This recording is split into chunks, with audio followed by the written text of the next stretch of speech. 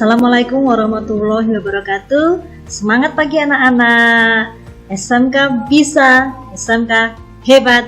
Ora bisnis, ora wis. Nah, untuk pagi hari ini kita akan belajar mengenai apa itu dokumen izin usaha, kemudian apa saja prosedur yang harus diperlukan atau dilakukan untuk mengurus izin usaha. Mari kita simak berikut ini. Nah, kita lihat anak-anak, ini adalah gambar kegiatan dari Bapak Polisi yang melakukan operasi, atau kita sering mengenalnya dengan tilang. Nah, apa hubungannya gambar ini dengan pembelajaran kita hari ini? Ya, ada sekali hubungannya.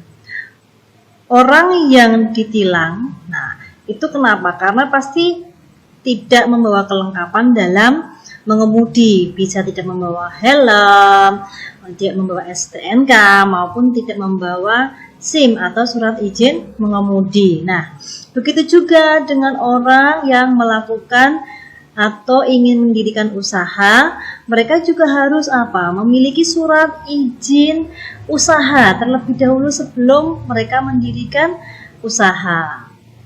Supaya apa? Supaya dalam menjalankan usaha juga tenang, kemudian juga sebagai kepastian hukum. Karena apa?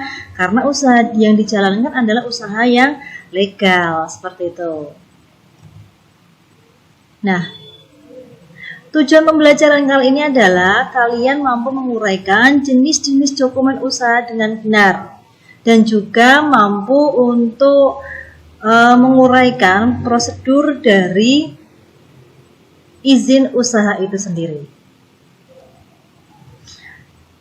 Nah, sebelum kita mempelajari tentang dokumen-dokumen usaha, kalian harus mengetahui dulu apa itu yang dimaksud dengan izin usaha. Ya, izin usaha adalah bentuk persetujuan atau pemberian izin dari pihak yang berwenang, dalam hal ini adalah pemerintah, atas penyelenggaraan suatu kegiatan usaha oleh seorang pengusaha atau suatu perusahaan. Nah, manfaat dari surat izin usaha itu sendiri ada dua ya nak. Jadi yang pertama adalah bagi pengusaha. Bagi pengusaha pasti memberikan kepastian hukum, karena izin usahanya legal, sudah didasarkan pada peraturan pemerintah yang berlaku. Yang kedua adalah melindungi dari persaingan yang tidak sehat. Persaingan yang tidak sehat itu yang seperti apa, Bu? Persaingan yang tidak sehat itu contohnya ya, menjual barang yang satu sudah punya merek dengan suatu produk kemasan tertentu, kemudian dijiplak oleh pengusaha yang lain. Nah, jika pengusaha yang awal tadi tidak memiliki tidak memiliki izin usaha, maka ketika proses dia melaporkan orang yang menjiplak pun juga tidak bisa. Karena apa? Karena dia juga usahanya juga ilegal, tidak legal, seperti itu. Yang baru mencuat kasusnya belakangan ini adalah geprek bensu. Nah, itu dia. Salah satu contohnya seperti itu. Nah, jadi dengan memiliki surat izin usaha yang legal, maka jika ada di kemudian hari ada masalah, maka secara hukum kita kuat posisinya. Yang ketiga adalah sebagai bentuk ketaatan hukum. Sudah selayaknya kita selaku warga negara Indonesia yang baik, kita harus taat kepada aturan pemerintah, termasuk dalam hal ini adalah melakukan izin usaha. Kemudian yang kedua adalah bagi pemerintah, anak-anak. Yang pertama, manfaat bagi pemerintah adalah sebagai sumber pendapatan.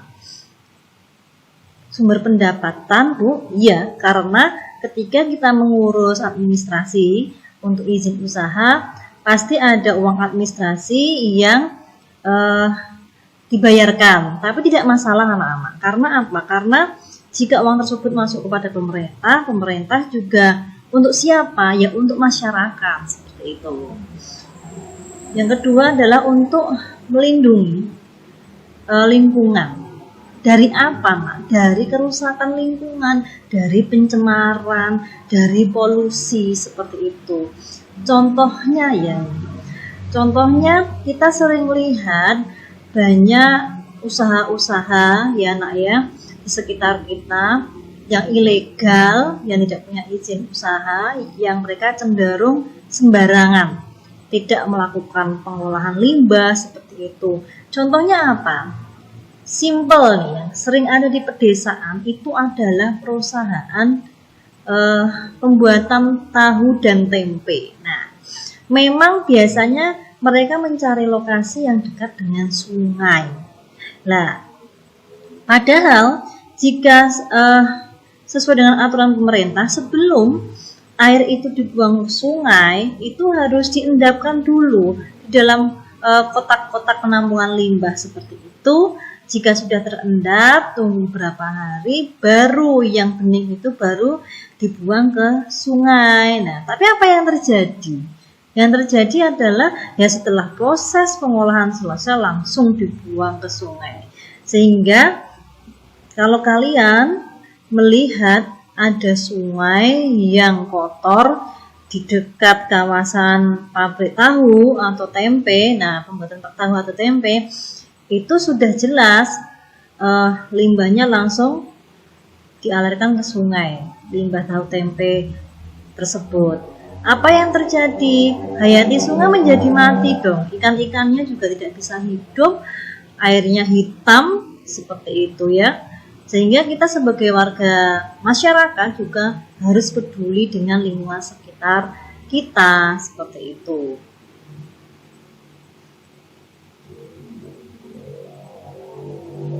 Nah, dengan memiliki surat izin usaha, maka lingkungan akan dilindungi dari pencemaran-pencemaran seperti itu. Karena apa? Yang dirugikan siapa kalau ada pencemaran? Yang dirugikan ya masyarakat, terutama masyarakat sekitar. Nah, ini adalah jenis-jenis surat izin usaha. Yang pertama ada IMB atau izin mendirikan bangunan. Yang kedua adalah SITU dan HO. SITU adalah surat izin tempat usaha. Nah, usaha itu alamatnya ada di mana, tempatnya ada di mana, itulah SITU. Dan HO. Nah, HO ini adalah singkatan dari Hinderordonnantie. Artinya adalah usaha yang berpotensi menimbulkan gangguan usaha. Jadi ketika usaha itu didirikan, itu ada kemungkinan mengganggu lingkungan sekitar. Contohnya bengkel.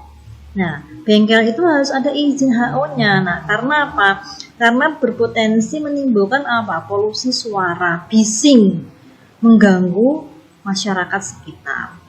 Yang ketiga itu ada SIUP. SIUP ini adalah surat izin usaha perdagangan. Nah, ini adalah surat izin operasionalnya anak-anak ya.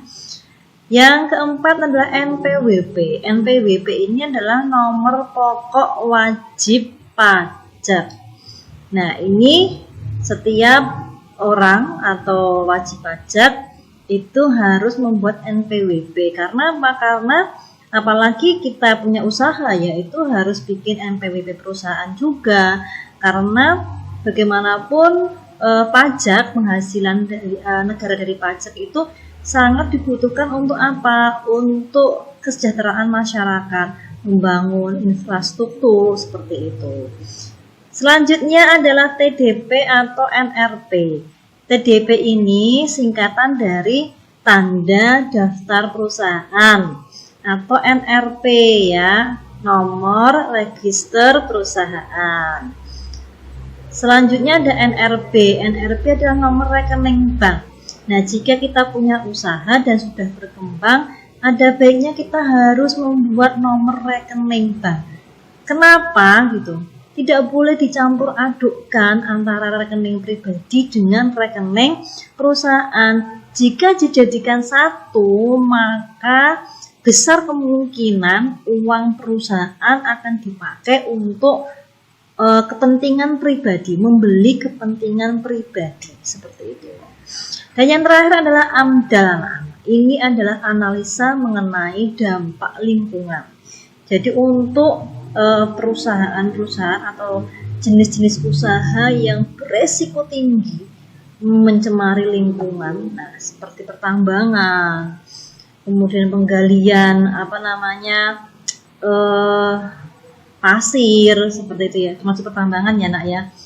Kemudian lagi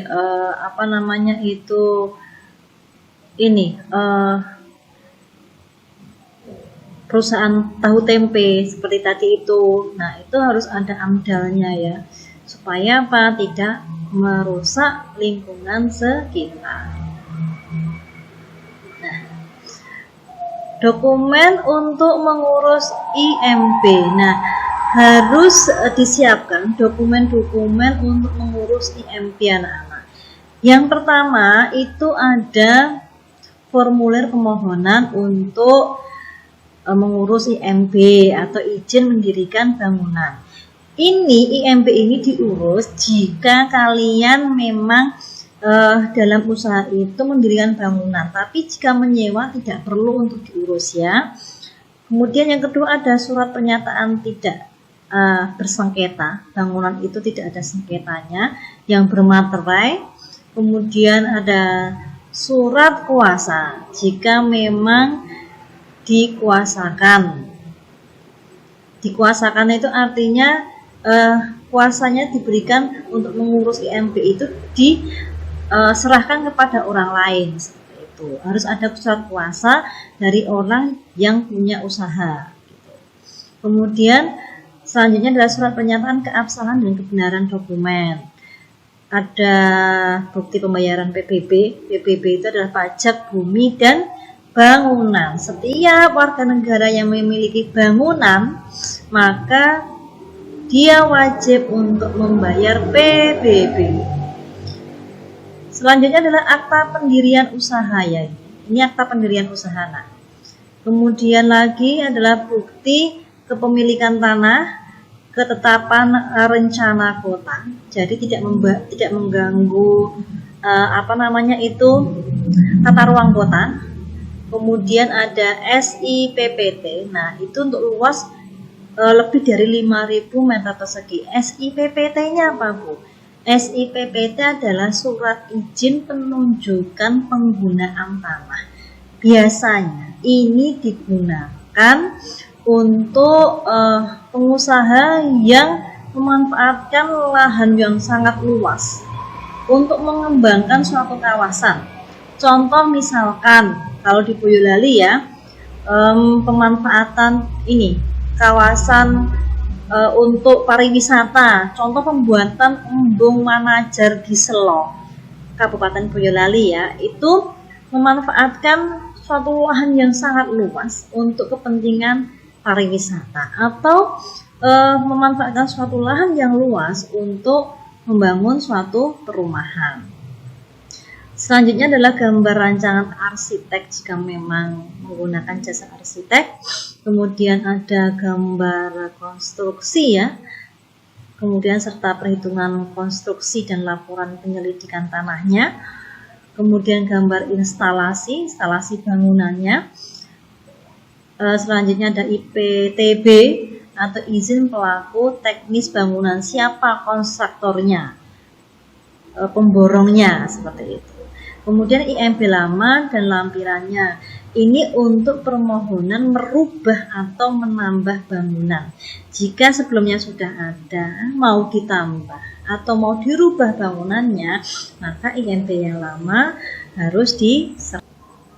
Selanjutnya adalah dokumen pengajuan situ dan HO.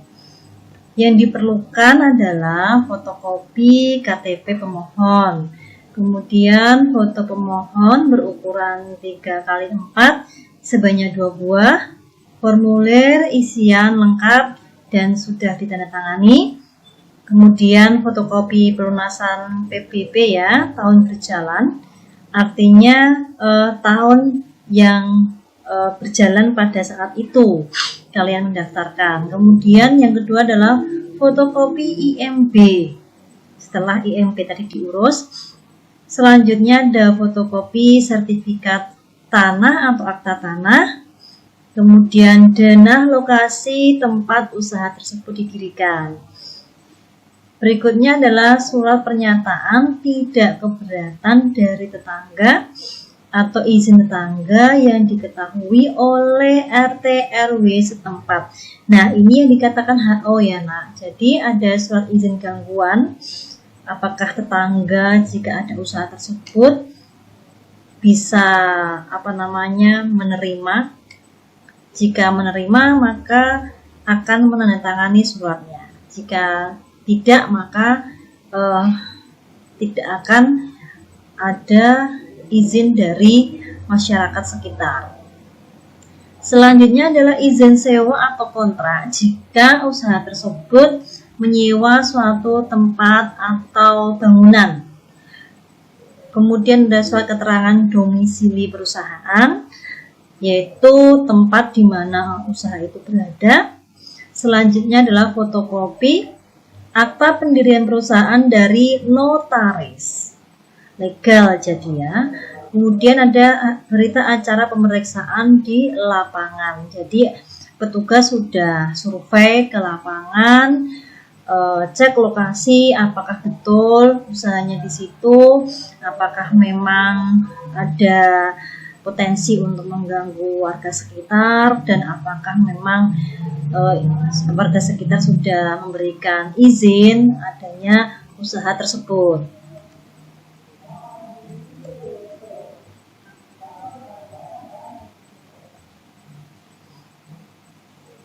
Selanjutnya adalah dokumen untuk mengurus NPWP. Apa saja yang perlu disiapkan? Yang pertama adalah fotokopi akta pendirian atau akta perubahan yang terakhir ya. Akta pendirian apa Ibu di sini yang dimaksud adalah akta pendirian usaha. Selanjutnya adalah fotokopi situ atau surat keterangan lainnya dari instansi yang berwenang ya. Tadi setelah IMB kita selesai mengurus situ dan HO. Nah, situ dan HO ini untuk mengurus NPWP ini anak-anak. Selanjutnya adalah fotokopi KTP atau KK, kartu keluarga ya, atau paspor pengurus. Nah, pengurus itu adalah orang yang mendirikan usaha itu. Selanjutnya adalah fotokopi NPWP kantor pusat jika usaha tersebut statusnya adalah kantor cabang, maka wajib untuk menyertakan NPWP yang telah dimiliki oleh kantor pusat. Selanjutnya adalah surat kuasa jika kepengurusannya diwakili oleh orang lain. Selanjutnya adalah dokumen mengurus TDP. Dokumen mengurus TDP ini tidaklah rumit. Nah, ada 4 dokumen yang perlu dipersiapkan. Yang pertama adalah fotokopi identitas dari penanggung jawab atau pemilik. Jadi jika misalkan bentuk usahanya adalah firma, didirikan oleh beberapa orang, maka identitasnya cukup salah satu saja. Tidak perlu 3-3-nya atau 4 atau dua-duanya, tidak, salah satu saja. Kemudian yang kedua adalah fotokopi akta pendirian perusahaan yang terakhir dari notaris yang berbadan hukum. Maksudnya yang terakhir di sini adalah yang terbaru, seperti itu anak-anak. Yang ketiga adalah fotokopi surat izin tempat usaha situ ya, atau surat keterangan lainnya dari instansi yang berwenang. Dan yang terakhir adalah fotokopi NPWP atau nomor pokok wajib pajak. Nah, ini adalah dokumen untuk mengurus AMDAL. Memang agak banyak karena memang tahapan untuk mengurus AMDAL ini cukup banyak. Yang pertama adalah dokumen keandal. Sesuai dengan PPLH, Peraturan Pemerintah Lingkungan Hidup Nomor 16 Tahun 2012. Kemudian surat pengantar permohonan pembahasan dokumen keandal. Itu ya nak. Kemudian ada fotokopi sertifikat tanah, fotokopi SIPPT seperti yang sudah Ibu jelaskan di awal tadi, dan izin pemanfaatan ruang. Nah, itu. Jadi biasanya karena ini tuh contoh ya, misalkan perusahaan penggalian batu bara. Nah, itu kan yang tanah yang digunakan tuh sangat luas. Kemudian nanti juga pada saat eksplorasi itu bekasnya akan ada bentuk cekungan-cekungan dalam seperti itu, sehingga perlu dia lakukan reklamasi atau perbaikan kembali supaya kondisi lingkungan yang sudah rusak itu diperbaiki kembali sesuai fungsinya ketika awal gitu. Selanjutnya ada fotokopi block plan atau ketetapan rencana kota yang sudah ditandatangani oleh pejabat berwenang. Artinya usaha yang dilakukan tadi itu tidak mengganggu tata ruang kota. Kemudian ada fotokopi rencana letak bangunan yang sudah ditandatangani oleh pejabat berwenang ya. Jadi bangunan tersebut itu letaknya ada di mana. Nah, letak bangunan ini tidak boleh mengganggu tata ruang kota. Contoh misalkan bangunan didirikan dekat dengan hutan kota, atau bahkan gimana caranya bangunan itu didirikan di atas sawah yang masih produktif, artinya sawah itu pengairannya lancar. Kemudian ketika ditanami juga menghasilkan panen yang sangat subur seperti itu, sangat banyak. Nah, itu tidak boleh, begitu ya. Selanjutnya ada fotokopi akta pendirian perusahaan atau KTP apabila ini usahanya adalah usaha perorangan, tidak usaha dari gabungan beberapa orang. Selanjutnya adalah peta titik lokasi usaha tersebut berada. Yang terakhir adalah gambar perspektif rencana bangunan itu bagaimana. Jadi ada seperti gambar awal, sketsa bangunannya itu akan seperti apa, kira-kira apakah mengganggu lingkungan sekitar atau tidak. Bisa dilihat seperti itu. Nah, ini ada dokumen untuk mengurus OSS. OSS ini adalah salah satu cara untuk mengurus izin usaha terobosan baru dari pemerintah. OSS ini singkatan dari One Single Submission. Jadi pengurusan izin usaha satu pintu secara online. Nah, dengan OSS ini akan dapat memangkas pungutan-pungutan liar yang biasanya dilakukan oleh oknum pemerintah yang tidak bertanggung jawab.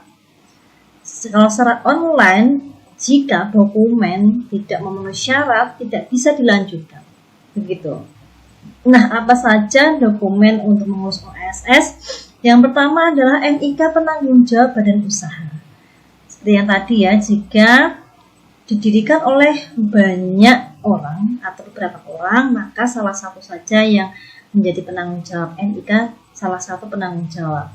Yang kedua adalah pelaku usaha badan usaha menyelesaikan proses pengesahan badan usaha atau legalitas usahanya di Kementerian Hukum dan HAM sebelum mengakses OSS. Selanjutnya adalah pelaku usaha atau badan usaha yang dimiliki oleh negara, BUMN, Badan Layanan Umum atau lembaga penyiaran seperti KPI, menyiapkan dasar hukum pembentukan badan usahanya, seperti itu.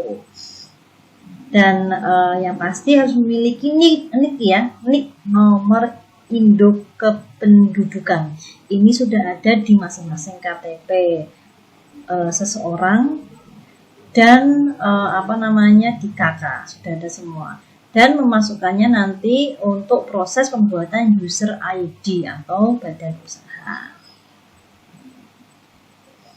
Nah, ini anak-anak, ini adalah dokumen SIUP online. Contoh dokumen SIUP offline dan online. Bisa dilihat ya secara sekilas ini sudah sangat berbeda.